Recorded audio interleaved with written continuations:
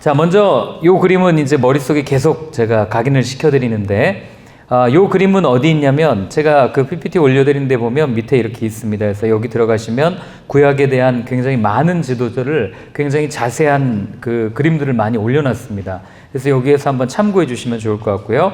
제가 이 그림을 계속 보여드리는 이유는 여러분들 머릿속에 북이스라엘과 남유다가 위치한 지정학적 위치가 어디인지를 계속해서 머릿속에 그리시고, 왜 이들은 침략을 받을 수밖에 없었고, 그리고 왜 강대국들은 자꾸 이쪽을 통해서 이 전쟁을 하려고 했을까라는 것들을 여러분들이 머릿속에 그리고 성경을 읽으셔야 됩니다. 특별히 뭐 그 갈그미스 전투라든지 이제 오늘 나오겠지만, 북이스라엘이 또 멸망하는 그 여러 가지 전쟁들이 사실은 다 이쪽 지역, 여기에서 다 일어나는 전쟁들이거든요. 그런데 여기에 쳐들어온 나라가 저 뭐 가까이 있는 나라들도 아니고 아주 멀리 있는 나라들에 의해서 북이스라엘과 남유다가 멸망하는 것들을 보게 됩니다. 그래서 여기가 이제 오늘의 지명과 나라를 가지고 이렇게 한번 해놓은 건데, 보시면 현재 이란 땅에서 발원되어서 시작된 나라들이 아수르와 그 메소포타미아를 지역구를 중심으로 해서 나타난 나라들이 아수르와 바벨론이고요. 그리고 그 나라들이 확장해서 오늘의 이라크 지역과 시리아 지역까지를 다스렸고, 더 나아와서는 다메섹이라고 하는 시리아까지 와서 이 이스라엘, 현재 이스라엘 지역인 이 남유다와 북이스라엘, 그리고 요르단 지역까지, 이 요르단 지역이 주로 이제 저기 암몬, 모압 이쪽 지역이거든요. 예수님 시대에까지 있었던 그런 국가들이고, 그리고 남쪽으로는 오늘날에도 동일하게 이집트라는 국가가 있습니다. 그래서 이런 지역에서 왜 그런 일들이 일어나는지를 여러분들이 머릿속으로 한번 쭉 생각해 보셨으면 좋겠습니다. 보시면 알겠지만 구약 성경에 나오는 많은 고고학적 유적들은 주로 어디에 있냐면 이라크와 이란 이쪽에 있습니다. 그래서 오늘날 발굴하기가 굉장히 어려운 지역 중에 하나예요. 기독교인들에 대한 박해도 많고, 그리고 또 함부로 들어갈 수도 없는 국가들이기 때문에 성경의 진위 여부와 또 그 역사적 사실이 맞냐 아니냐에 대한 것들을 밝혀내는 게 점점 더 어려워지고 있는 그런 현실 속에 우리가 살고 있습니다. 자, 강해안을 보시면, 자, 첫 번째, 오늘은 이제 북이스라엘과 남유다 멸망사를 함께 이제 저희가 나눌 텐데요. 자, 개요를 먼저 한번 보겠습니다. 여러분들이 아시겠지만 출애굽한 이후에 이스라엘 백성들이 가지고 있었던 정체성은 하나님의 선택된 백성이라고 하는 정체성이었어요. 이거를 신학적으로 선민 사상이다 이렇게 표현을 하거든요. 그래서 유대인들, 이 이스라엘 사람들은 항상 우리는 하나님의 선택된 백성이야, 그러니까 우리는 멸망할 수가 없어 라는 그런 자긍심과 그런 잘못된 생각을 가지고 이웃 나라들을 대했고, 그리고 그런 생각들로 성전, 하나님이 계시는 성전이 우리 가운데 있으니까 우리는 어떤 일이 있어도 멸망하지 않아 라는 생각을 가지고 시작된 나라입니다. 그리고 그들은 더 강해지기 위해서 모든 것을 수용하는 아주 그릇된 정책을 펴니다. 신명기 우리 할 때 함께 나눴지만 하나님은 섞이는 걸 별로 좋아하지 않습니다. 그런데 이들은 어쨌든 자기들이 강해지기 위해서라면 물불 가리지 않고 모든 것을 받아들였다는 것을 우린 역사서를 통해서 알 수 있습니다. 그게 어디에 드러나냐면, 이 나라가 강해지기 위해서는 이방 나라의 우상을 숭배하는 것까지는 괜찮아요. 그럴 수도 있다고 그러면 안 되지만, 그럴 수 있어 라고 생각할 수 있지만, 그러나 이들이 해서는 안 될 일을 뭐였냐면, 하나님께서 절대로 금지했던 게 뭐냐면 인신제사거든요. 사람의 생명을 가지고 함부로 이렇게 이걸 제사로 드리고 뭐 이렇게 할 수 있는 그런 게 아니었어요. 그런데 이들은 결국에는 자기가 강해지기 위해서 자기의 아들까지도 몰렉 신에게 바쳐서 드렸던 그 제사를 드렸던 모습들을 우리는 보게 됩니다. 이게 뭘 얘기해 줍니까? 강해지기 위해서라면 어떤 문화, 어떤 우상도 우리는 수용할 수 있습니다라고 했던 그들의 모습들을 그대로 드러내는 겁니다. 그냥 좀 말씀드리면, 몰렉 신에게 제사를 드릴 때 어떻게 했냐면, 몰렉 우상이 있어요. 이렇게 앉아있든지 서있든지 하는 우상에 손이 이렇게 있습니다. 그럼 손에다가 갓난아이를 올려놓고 불에 태우는 거예요. 그 우상을 빨갛게 달구어진 거기에 아이를 놓으면 아이가 막 자지러지겠죠. 그리고 결국 이 살타고 하는 이 연기에 질식해가지고 아이가 죽습니다. 그래서 그렇게 해서 그걸 가지고 운을, 그 점괘를 보고, 그리고 나라의 이 길흉이냐 아니면 이거 어떤 거냐 이런 걸 가지고 따졌던 그런 우상숭배가 남유다에도 그대로 있었던 것들을 보게 되면, 이들이 얼마나 하나님을 몰랐고 그리고 하나님을 왜곡해서 알고 있었고, 더 나아가서는 하나님도 많은 신들 중에 하나구나라고 생각하고 살았다는 걸 알게 됩니다. 오늘날 일본이 전도하기가 진짜 어려운 이유가 뭔지 아세요? 일본은 다신 국가예요. 저 북한은 우리가 김일성 뭐라 그래야 돼요? 그걸 따라서 우리는 그냥 하나의 국가라고 보지만 사실은 저거는 종교 체제거든요. 하나님 대신에 김일성 너무 딱 맞습니다. 그래서 우리가 북한을 제대로 이해하려면 그 북한 안에 있는 주체 사상이 결국에는 어디서 왔는가? 이 종교의 한 흐름이라고 하는 걸 인정하지 않으면, 그걸 보지 않으면 북한을 제대로 이해할 수 없거든요. 근데 마찬가지로 우리가 일본을 제대로 이해하려면 일본 사람들 안에 숨겨져 있는 그 내적 그들의 그 문화, 좋은 말로 하면 문화죠. 그러나 그들 안에 흐르고 있는 다신에 대한 것들을 이해해야 됩니다. 그래서 그들은 지금도 그 고양이 신을 섬길 때 고양이를 해변가에다가 묻어놓고 여름에 더울 때 그렇게 가둬놨다가 며칠을 굶겨놓으면 고양이가 악에 받쳐가지고 눈이 시퍼러질 거 아닙니까? 그때 고양이 목을 잘라가지고 거기서 오는 또 신을 섬기기도 하고, 이런 일들이 일어나고 있는 게 일본이에요. 근데 그 일본의 모습을 가만히 보면 이 남유다의 모습을 그대로 이렇게 담고 있다는 걸 보게 됩니다. 왜냐하면 결국 내가 잘 되기 위해서는 어떤 신이라도 섬길 수 있는 그 인간의 그 내재된 종교성이 그대로 표출되어 있는 일들이 이렇게 눈에 보이기 때문에 그렇습니다. 남유다가 딱 그랬습니다. 그래서 거기 있는 것처럼 겉으로는 경제력과 다양한 문화를 바탕으로 삶의 질이 높아지는 것처럼 보였지만 사실은 배부름, 편리함, 자만심이 세상과 하나님 둘 모두를 섬기게 했습니다. 결국 그들의 마음은 하나님도 잃고 싶지 않고 세상도 잃고 싶지 않았던 그 욕망, 그 탐욕에 의해서 무너진 나라가 바로 남유다와 북이스라엘이었습니다. 그래서 야고보서도 그러죠. 욕심이 잉태한 즉 뭐를 낳습니까? 죄를 낳고 죄가 장성한 즉 사망을 낳느니라. 아주 짧지만 이 짧은 이 구절이 결국 남유다와 북이스라엘의 멸망 원인을 그대로 담고 있는 야고보 사도의 요약한 그 말이라고 할 수 있어요. 근데 그게 마찬가지로 이들만 그러겠습니까? 오늘을 사는 우리의 모습, 아니 그냥 다른 사람 뭐 이야기할 것도 없고 그냥 우리 자신을 보면 결국 우리 자신이 나중에 의인의 반열에 서느냐 악인의 반열에 서느냐는 결국 내 안에 있는 내 자아의 탐욕, 이걸 어떻게 우리가 다스리고 그리고 어떻게 이 자아를 더욱더 경건하게 할 것인가, 하나님과 함께하는 삶으로 살아갈 것인가, 그 문제를 우리가 해결하지 않으면 우리는 끊임없이 세상 가운데서 내가 조금 더 편리하고자, 내가 조금 더 배부르고자 그런 우상들을 충분히 섬길 수 있다는 거예요. 어떤 사람들 그런 얘기합니다. 오늘날 현대인들이 섬기는 우상 중에 가장 큰 우상이 뭔지 아세요? 돈이라고 우리는 생각하죠. 이거예요. 이거 없으면 못 살아요. 그렇지 않습니까? 저도 이거 하루 놓고 아침에 나와서 새벽에 왔다가 그냥 하루 종일 있으면 하루 종일 컴퓨터 앞에 카톡 켜놓고 이거 어디로 연락 오지? 그 집에 가자마자 보는 게 몇 번 전화지? 이걸 보는 거예요.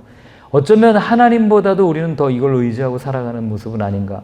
그래서 여러분, 우상이라는 게 멀리 있는 게 아니에요. 내가 하나님보다 더 많이 생각하는 것, 그게 우상이라는 거죠. 연애할 때도 하나님보다 더 많이 사랑하면 하나님 뺏어가신다고 하는 그 우스갯소리가 있지 않습니까? 예, 그래서 항상 연애할 때는 여기 뭐 젊은 분들 몇 분 안 계시지만 연애할 때는 하나님이 최고입니다 하고 해야 뺏기지 않을 수 있다. 이 우스갯소리로 제가 말씀을 드립니다.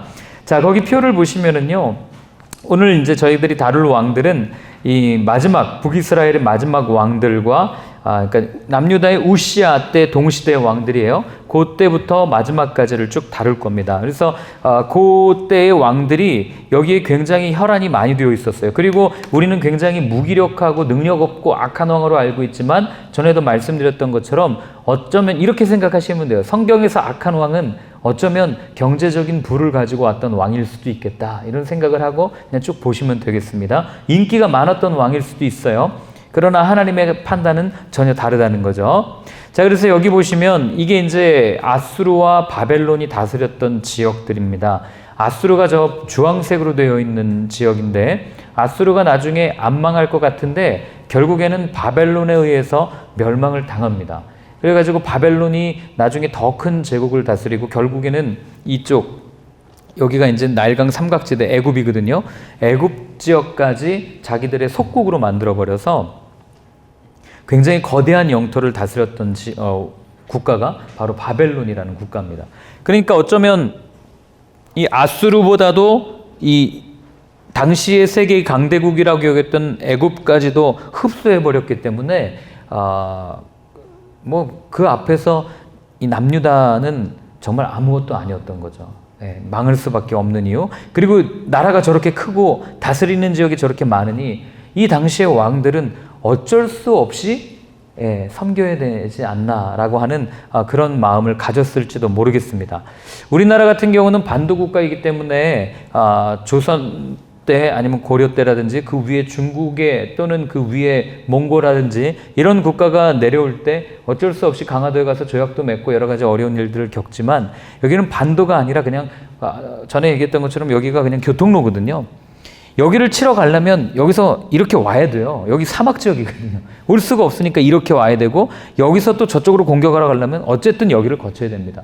그러니까 남유다와 북이스라엘은 어쩔 수 없이 남쪽이냐 북쪽이냐 이걸 가지고 선택할 수밖에 없는, 그래서 눈치를 보다가 이번에는 아수르가 좀 강한 것 같아, 애굽이 좀 약한 것 같아, 그럼 아수르에 이렇게 의지했다가 또 애굽이 강해지면 또 애굽에 의지했다가, 왜냐하면 자꾸 이렇게 왔다 갔다 하니까요. 그런 어떤 생존의 기로에서 그렇게 이쪽을 의지하고 이쪽을 의지하고 할 수밖에 없는 상황이었지만, 하나님께서는 그 가운데 분명하게 말씀하십니다. 이따가 말씀을 드릴게요.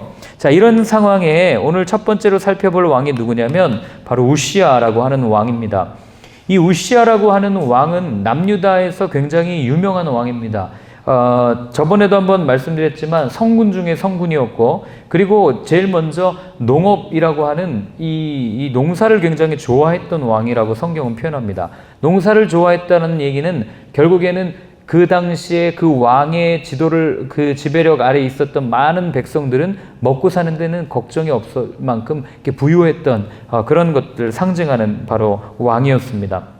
그런데 이 우시아 왕이, 이게 우시아 왕 때 남유다 북이스라엘 쪽인데, 이 우시아 왕이 강해질 수밖에 없었던 이유가 뭐냐면요, 이걸 좀 확대하면 이런데, 우시아가 어마어마하게 큰 영토를 확장을 시킵니다.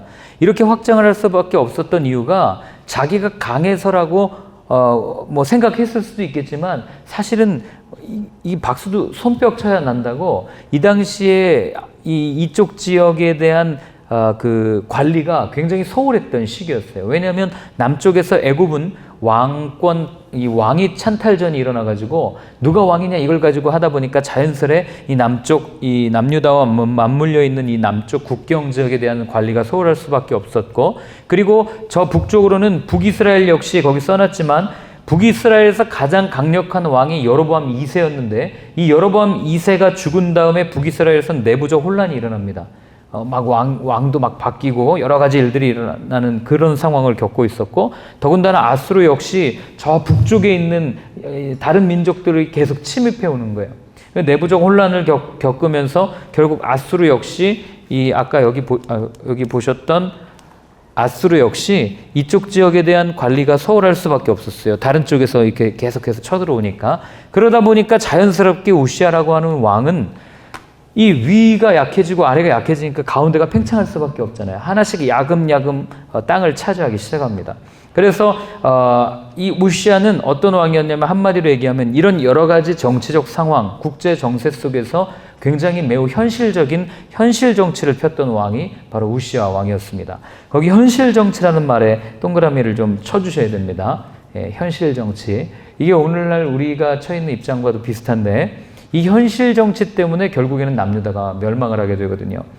자, 그래서 우시아는 어떤 왕이었는가? 자, 세 번째 문단에 보시면 16세의 왕이 되어서 52년간 오타가 하나 있습니다. 예루살렘을 다스리니에요.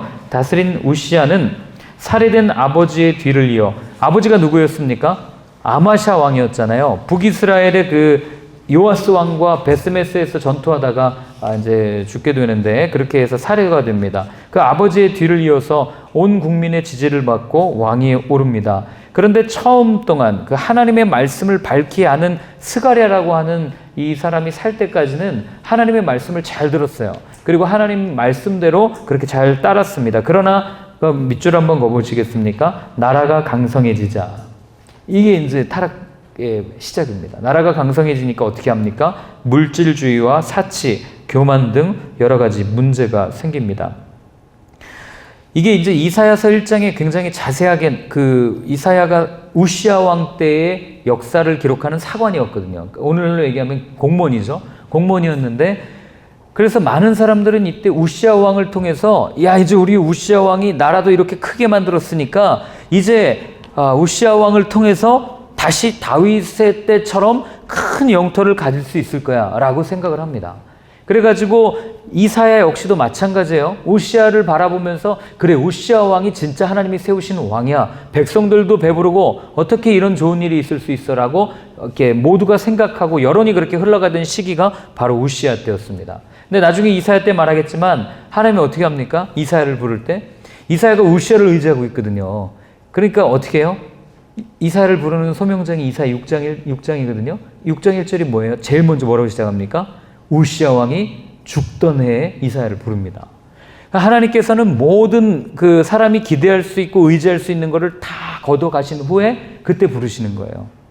이해되시죠? 네, 그러니까 사람의 방법으로는 좀 이상하죠. 차라리 우시아를 통해서 그냥 조금 더 넓게 하고 하나님의 나라를 이 땅 가운데 임하게 하면 참 좋았을 것을 하나님께서는 사람의 모든 기대를 물거품처럼 싹 거품을 싹 걷어내버리시고 그 다음부터 하나님의 이야기들을 쭉 펼쳐나가는 것들을 보게 됩니다. 자, 그때 우시아가 어떤 일을 저지르냐면 이제 교만해진 거예요. 그래서 다른 왕들은 교만해지면 어떤 일을 했냐면 우상 숭배를 합니다. 그죠? 그리고 굉장히 뭐라 그럴까요? 범죄를 저지르고 이런 일들을 저지르지만 우시아는 그런 범죄는 저지르지 않습니다. 어떤 일을 저지르냐면 자기가 제사장 노릇을 하려고 그래요. 그 이유는 뭐예요? 정치와 종교를 다 갖고 싶은 마음이 그 안에 있는 거죠. 어떻게 보면 국가적인 번영을 계기로 우시아가 그런 얘기 안 들었겠어요? 다윗 때처럼 늘어날 거야. 다윗 때처럼 뭔가 될 거야. 이런 얘기를 우시아도 아마 여론을 다 들었을 거예요. 그러니까 다윗 때에 가장 그 심혈을 기울여서 다윗이 하고 싶었던 게 뭐예요? 찬양대를 24반을 세우고, 그죠? 레위인들 세우고 하나님의 나라에 대한 그 제사, 예배에 대한 그런 백성들의 열망이 있었을 거란 말입니다. 그러니까 우시아가 어떻게 해요? 가가지고 그 제사장이 드리는 그 분향단을 자기가 드리려고 하다가 어떻게 됩니까? 이마에 나병이 나죠. 그래가지고 나병이 나면 부정하면 이 사람들 앞에 설 수가 없잖아요. 그래서 그 즉시로 자기 아들이었던 요담에게 왕위를 물려줍니다.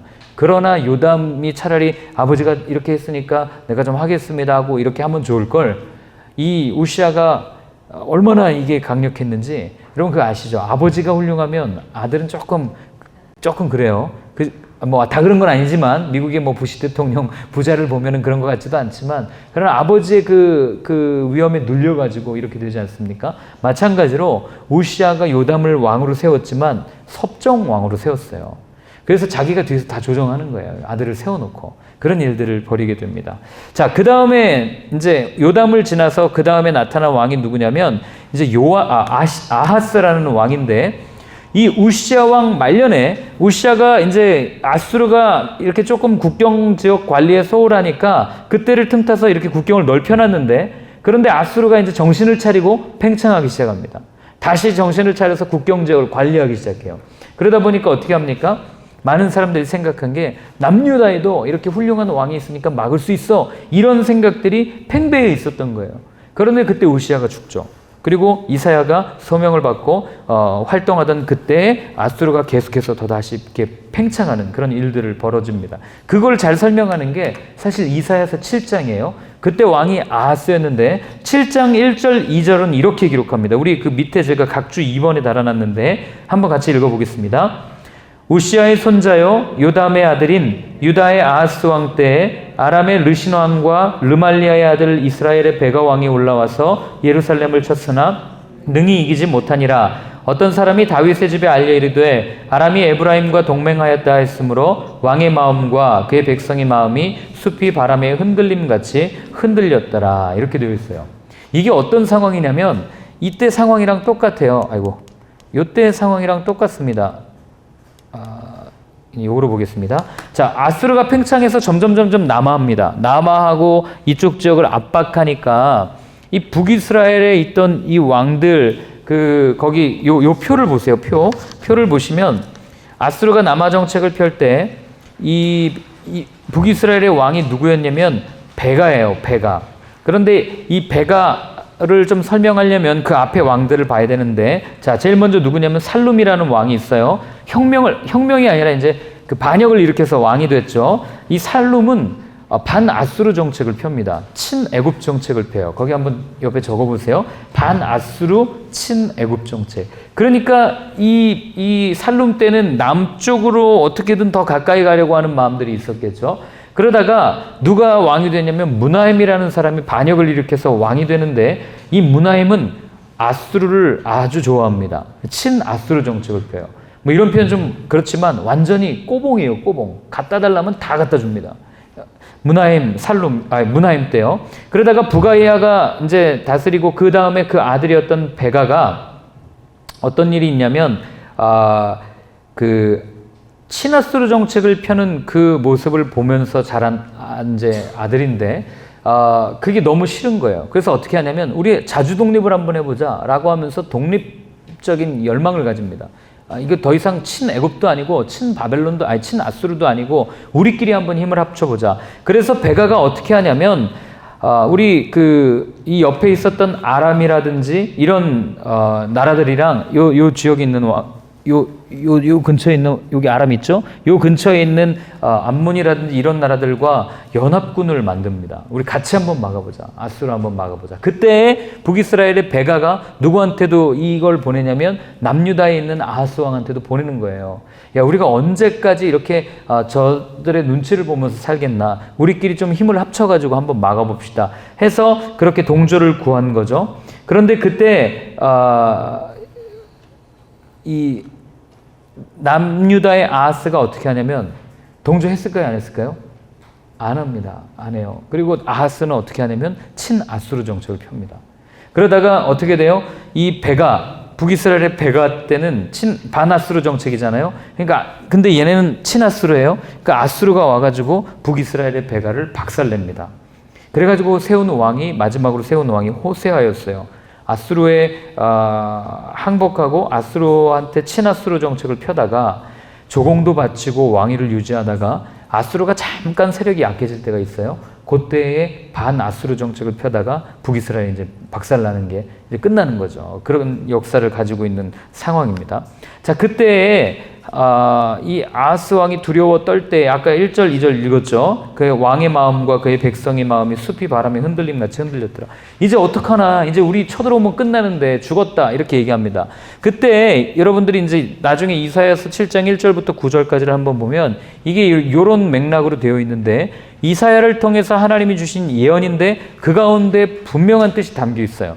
자, 쳐들어왔어요. 왕의 마음이 흔들렸습니다. 그런데 전쟁을 하니까 마지막 8절에 멸망할 거야. 근데 막 흔들리니까 서지 못하리라 뭐 이렇게 하는데, 그 다음에 현재 왕 아하스인데 아하즈 뭐 같은 발음입니다. 그런데 그렇게 있고, 그때에 그 북이스라엘의 베가 왕이 뭐라고 그러냐면 이 아하스를 치워버리고 여기에 다른 분봉왕을 세워버리자 이렇게 얘기를 해요. 그때 하나님이 이사야를 통해서 뭐라고 얘기하냐면 4절에 너 조용히 가만히 있으라 그럽니다. 그게 히브리어로 샤카트라는 단어인데, 그리고 나서 가만히 있어라. 근데 상황은 여전히 더 안 좋아지죠. 그리고 나서 하나님 마지막 결론으로 하는 얘기가 뭐냐면 굳게 믿지 못하면 굳게 서지 못하리라. 이게 뭐냐면요, 믿지 못하면 서지 못한다, 이거를 아만이라는 단어를 써서 표현해요. 아만이 나중에 뭐가 되냐면 아멘이 됩니다. 뭐죠? 진실로 그렇게 되기를 원합니다. 즉 하나님을 온전히 믿으면, 하나님을 의지하면, 지금 상황이 이렇게 막 바람이 불고 흔들리고 서지 못하고 여러 가지 상황이 있지만 그 가운데 잠잠히 침묵을 지키면서 하나님의 뜻을 구하고 하나님을 믿으면 이건 아무것도 아니야 라고 하나님이 얘기해 주신 거예요. 그래서 그 누구라고 그러죠? 이들은 북이스라엘의 베가와 아람의 왕들은 하나님 뭐라 그러냐면 그냥 그 횃불도 아니에요. 횃불이 꺼져서 나무에 꺼지면 우리 왜 옛날에 불 이렇게 불 쑤시게 하고 이렇게 하면 딱 들면은 끝에만 이렇게 숯이라고 그래야 돼요? 그 불씨 남아가지고 연기가 막 나잖아요. 그것도 없는 연기 나는 두 부직갱이에 불과하다라고 얘기해요. 아하스 당신이 지금 두려워하는 그 두 명의 왕은 연기 나는 부직갱이에 불과하니까 제발 좀 가만히 있으십시오. 그리고 나서 얘기합니다. 아수르가 어떤 일을 했는지 모릅니까? 아수르가 우리를 지금 아하스라는 왕은 아수르에게 자꾸 친아수르 정책을 펴려고 하니까 이 뭐라 그러죠? 이 이사야가 하는 얘기가 아수르의 위협을 아수르의 속셈을 알지 못합니까? 라고 얘기해요. 결국에는 아수르에게 우리도 다 뺏기게 될 겁니다. 그 얘기를 합니다. 이 뒤에 이어서. 그런데 그 뒤에 이어서 뭐라 그러냐면 이 아하스 왕이 우리는 이거 밑줄 잘 긋는데 말이 너무 좋아서 이렇게 얘기해요. 나는 하나님을 시험해서 하나님께 구하지 않겠습니다. 그래요. 무슨 얘기인지 아세요? 이렇게 하나님이 말씀을 주니까 그 다음에 12절에 뭐라 그러냐면 나는 하나님을 시험해서 하나님께 더 이상 구하지 않겠습니다. 이걸 잘못 받아들이면 야 믿음이 되게 좋다. 이거 그대로 하나님께 이루어지겠다라고 나는 더 이상 하나님을 시험하지 않겠다라고 얘기하는 것처럼 보이지만 그러나 아하스 왕은 그런 의도가 아니에요. 뭐라고 얘기한 거냐면 이렇게 얘기하는 거 다 듣기 싫다 이 얘기예요. 나 더 이상 하나님한테 구하지 않겠다 이 얘기 하는 겁니다. 그리고 나서 친아수르 정책을 펴다가 이제 또 힘들어지는 일들이 일어나는 겁니다. 그래서 하나님은 여기서도 드러나지만 이사야 할 때 자세하게 말씀드리겠지만 여기에서 했던 얘기가 뭐냐면 결국에는 제발 좀 나를 좀 봐라 이거예요. 눈으로 볼 때는 현실을 보면 제가 아까 현실 정체라는 말이 동그라미체라고 그러지 않습니까? 현실을 보면 도저히 불가능한 일이에요. 어떻게 하나님 말도 안 되는 일이 일어납니까? 그리고 지금 이게 안 되거든요. 근데 그때 하나님께서 하신 말씀은 그냥 나 좀 믿어 이거예요. 근데 이때 만약에 정신 차리고 하나님을 믿었더라면 어땠을까 이런 생각도 좀 해봅니다. 그리고 그래도 듣지 않으니까 나중에 이제 이사야 이 후반에 넘어가서 나중에 예레미야 선지를 통해서 하나님 뭐라 그래요? 그냥 너네 죽어라 그래요. 너네 멸망해야 된다 그 얘기를 합니다. 이때까지는 그렇지 않았는데 이런 생각을 하게 되는 거죠. 자 넘어가서 그 뒷장에 보시면 그러나 상황을 잘 파악하는 아하스는 끝내 아수르와 화친을 맺는 역시 현실 정체를 펴니다. 현실 정치. 그러니까 눈에 보이는 것들을 주목해서 눈에 보이는 결과를 추구했던 왕들의 모습을 그대로 보여주고 있는 거죠. 자, 그 다음 왕이 누구냐면 이제 히스기야라고 하는 왕이 나옵니다. 여러분들 잘 아시는 왕이죠. 히스기야는 산당을 제거하고 그리고 종교개혁을 일으키고 그리고 히스기야 하면 떠오르는 게 유월절을 개혁했던 왕 아닙니까? 유월절 하면 두 명이 떠올라야 돼요. 요시야와 히스기야가 떠올라야 되는데 그리고 그 놋뱀 모세 때에 광야에서 딱 들린 그 뱀을 보고 이 뱀을 보면 낫는다라고 했던 그 놋뱀이 이때까지 우상으로 숭배되어졌다는 것을 성경은 이야기를 해줍니다. 그래서 히스기야가 어떻게 해요? 그 놋에 불과하다는 그 의미의 느후수단이라고 불러서 아주 박살을 냅니다. 그리고 나서 유월절을 지키는데 문제가 생기는 게 뭐냐면 유월절을 언제 지킵니까? 우리 7가지 절기할 때 제가 말씀드렸죠. 1월 14일 날 지켜야 돼요. 유월절은 출애굽한 것을 기념해서 지켜야 되는데 그런데 문제는 뭐였냐면 히스기야가 막 편지를 보내고 했는데 남유다에 유월절을 지킬 수 있는 준비가 하나도 안 되어 있는 거예요. 더군다나 제가 거기 하나 둘 셋 세 번째 줄에 써놨는데 히스기야는 남유다 사람뿐만 아니라 북이스라엘 사람들도 이제 이때 이제 아수르에 의해서 박살나고 이러니까 내려와서 유월절 같이 지키자 이렇게 초청을 하거든요. 그런데 이들이 내려왔는데도 드릴 재물이 없는 거예요. 그래서 어떻게 하냐면 히스기야가 민수기 9장에 나와 있는 두 번째 유월절을 지킵니다. 하나님이 그러죠. 첫 번째 유월절을 지킬 수 없거나 또는 외국에 나가서 이 유월절을 지키지 못한 사람은 어떻게 합니까? 그 다음 달에 그죠? 두 번째 유월절을 지키게 해라 해서 두 번째 유월절을 지키는 그런 히스기야의 모습을 보게 됩니다. 이때까지는 참 겸손했고 그리고 어떻게 해서든지 하나님의 말씀을 따르려고 하는 그 모습이 정말 잘 드러나고 있는 그런 모습이에요. 그리고 또 히스기야가 했던 중요한 일은 가만히 봤더니 이 성전에서 일하는 레위인들이 좀 힘들어 보이는 거예요. 뭔가 안 돼요. 뭔가 봤더니 생계가 유지가 하나도 안 되는 겁니다. 그래서 어떻게 해요? 레위인들의 월급을, 이 연봉을, 그러니까 오늘날로 얘기하면 연봉이죠. 연봉을 다시 다 정리를 합니다. 그래가지고 생계에 걱정 없이 하나님의 성전에서 일을 할 수 있도록 급여 규정을 바로잡아서 성전의 일을 감당하도록 합니다. 이게 히스기야가 했던 좋은 일들이에요. 얼마나 좋아요. 자, 여기 한번 보실래요? 이게 히스기야 때 예루살렘인데, 자, 예루살렘이 히스기야 때 얼마나 부흥했는지를 그대로 보여줘요. 자, 제일 먼저 거기 보시면 여기 있죠. 맨 위에 초록색으로 되어 있는데 보이십니까? 이게 이제 원래 어디 갔어요? 여기 있죠. 이게 이제 그 다윗의 도시라고 하는 조그만 예루살렘이었어요. 그래서 다윗 때 여기가 추가되고, 그 다음에 솔로몬이 어디죠? 여기 산에다가, 모리아 산에다가 성전을 지으면서 여기까지 예루살렘을 확장을 했는데, 그 다음에 이제 이렇게 예루살렘이 지켜지다가 성전을 중심으로 지켜졌겠죠. 그러다가 이 히스기야 때는 이쪽까지 예루살렘의 영토를 쭉 넓히는 것들을 보게 됩니다. 이게 참, 그러니까 히스기야도 만만한 왕은 아니었어요. 굉장히 훌륭한 왕이었던 걸 알게 됩니다. 그런데 언제나 그렇듯이 항상 정점에 있을 때 잘해야 되는데, 이 히스기야가 언제 잘못하냐면, 히스기야가 이렇게 하고 나서 이 북이스라엘 멸망한 지 한 10년 뒤에 아수르의 사네립이 쳐들어옵니다. 유다를. 그때 유다한테 뭘 요구하냐면, 거기 써놓은 것처럼 은 300달란트와 금 30달란트를 달라고 그럽니다. 그러면 히스기야가 이렇게 했으면, 깡이 있으면 말이에요, 하나님 어떻게 해야 될까요? 그 다음에는 그 2차 침략 때는 하나님한테 구하거든요. 그렇게 좀 처음부터 구했으면 안 뺏겼을 텐데, 너무 강한 나라가 오니까 어떻게 해요? 성전에 있는, 이 벽에 있는 금까지 싹 긁어가지고 벗겨가지고 다 갖다 줍니다. 그리고 나서 2차 침공 때 이제 다르단 랍사리스 랍사게가 예루살렘을 포위하고, 그들이 하는 말이 그러죠. 너네 히스기야가 하는 말 믿지 말아라. 그 뻥쟁이다. 막 이런 얘기를 합니다. 그래서 이제 와가지고 그 신하들이 뭐라 그래요? 이거 우리나라 말로 얘기하지 말고 당신네 언어로 얘기해 주십시오. 우리나라 사람들 다 들으면 안 됩니다. 하니까 이들이 와가지고 오히려 더 자극적으로 그렇게 이야기하는 것들을 보게 됩니다.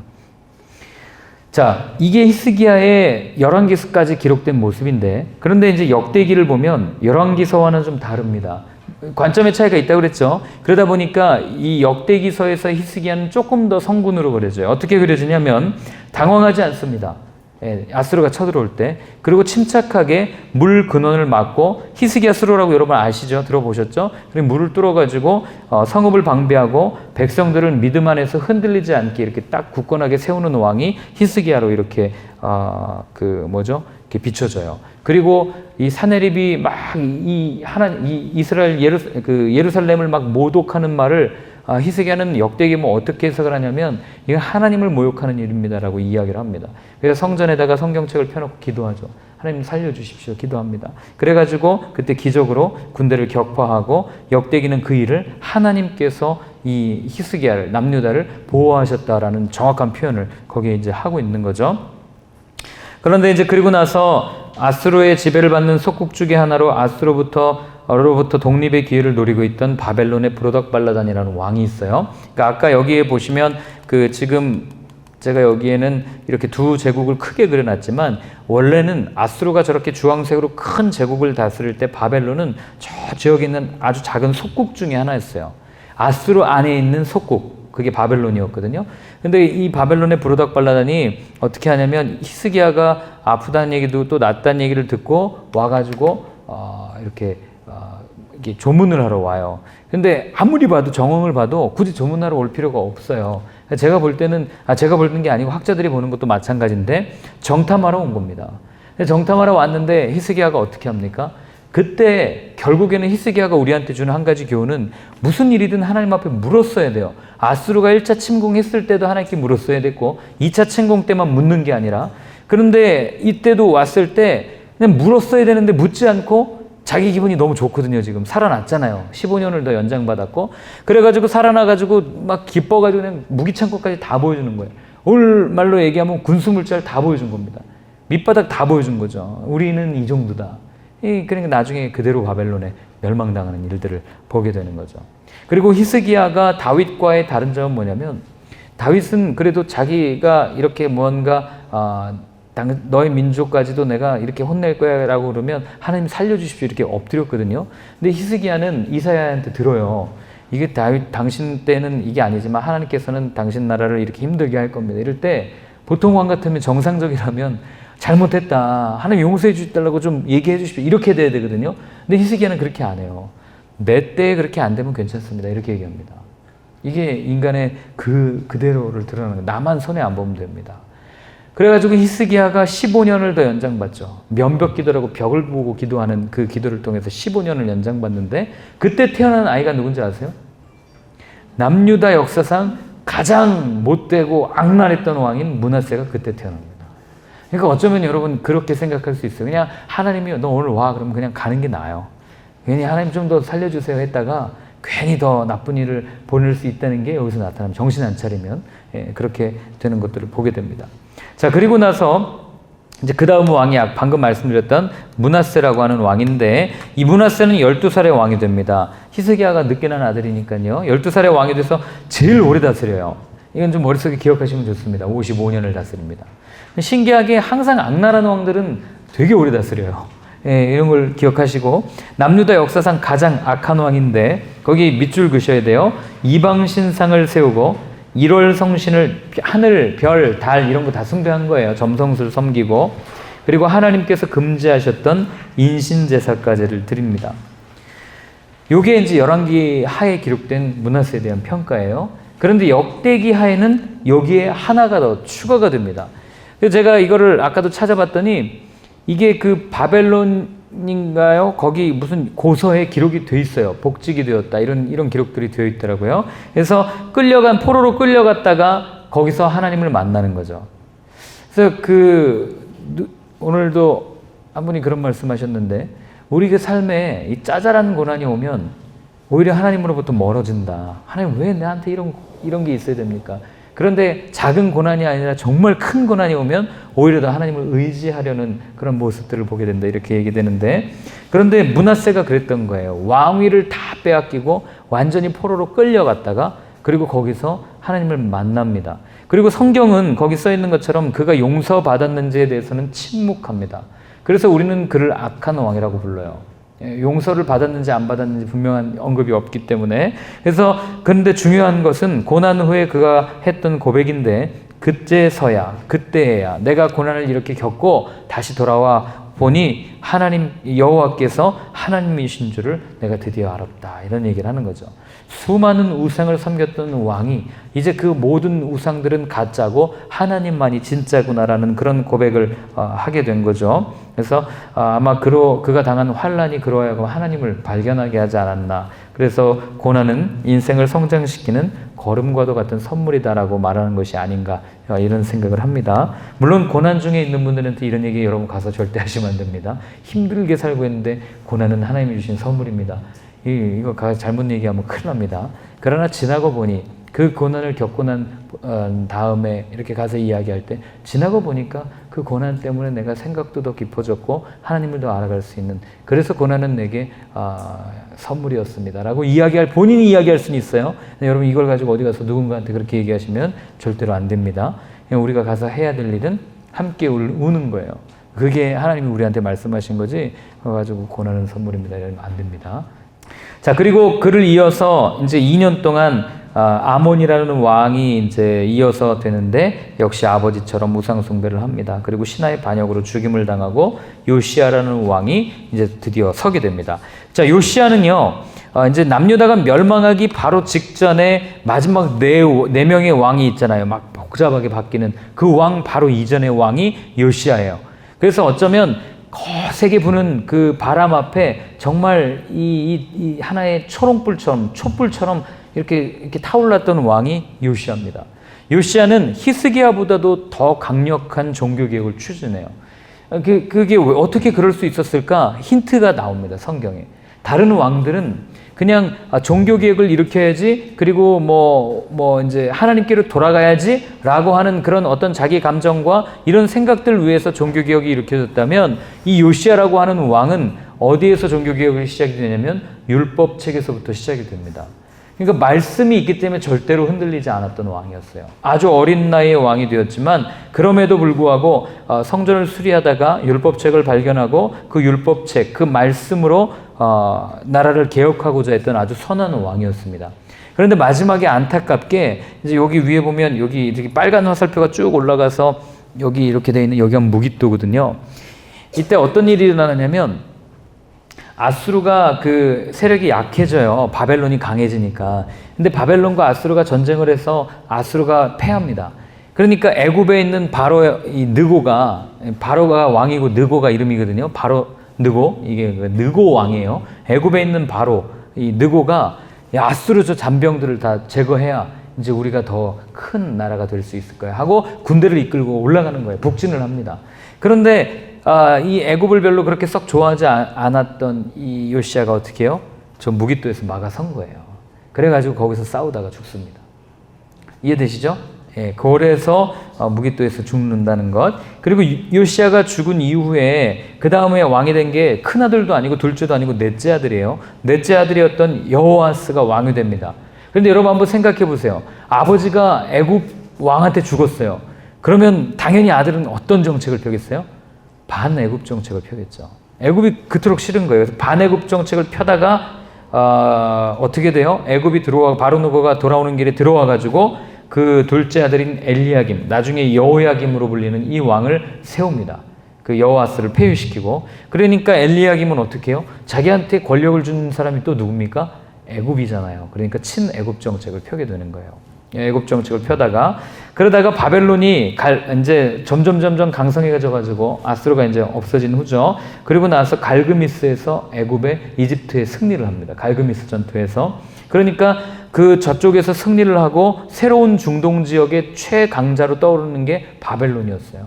그러니까 어떻게 합니까? 이 여호야김이라는 왕이 국제 정세 변화로 인해서 이제 친애굽 정책 노선을 잠깐 거두었다가 친바벨론 정책을 펴니다. 3년 동안 이제 섬기는 거예요.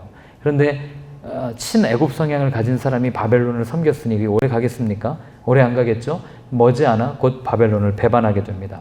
그리고 바벨론을 배반하고 다시 친애굽 정책을 펴던 그의 아들 여호야긴 때 왕위가 한번 계승된 거죠. 여호야긴 때 바벨론의 느부갓네살이 쳐들어옵니다. 이게 이제 바벨론의 느부갓네살이 쳐들어온 경로인데 1차, 2차, 3차 경로를 가지고 있어요. 여러분 카톡에 보내드렸으니까요. 나중에 한번 보시면 됩니다.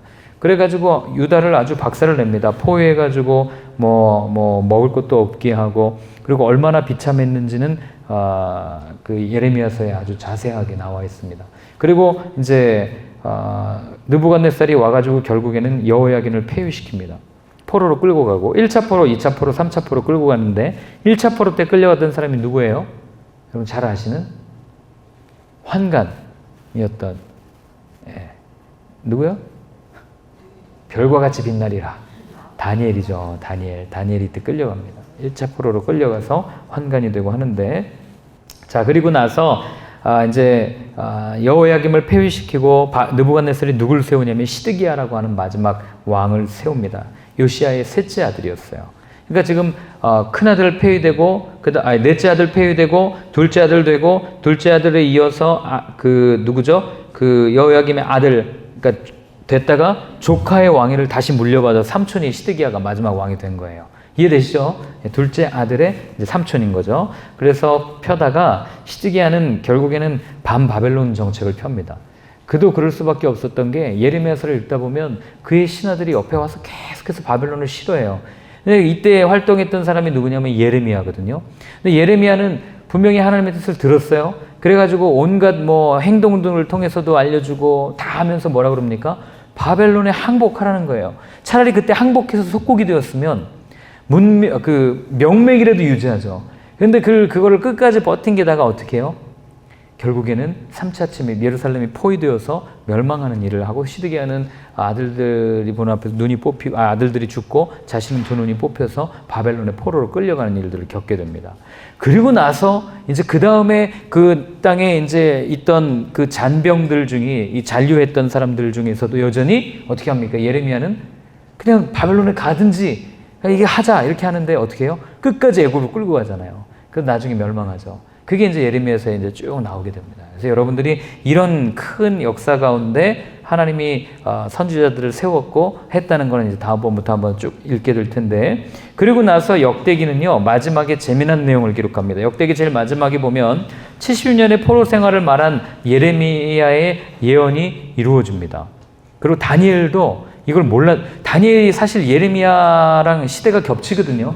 시대가 겹치는데 예레미야가 했던 이 예언을 못 들었던 것 같아요. 그러니까 다니엘서에 보면은 나중에 다니엘이 그러거든요.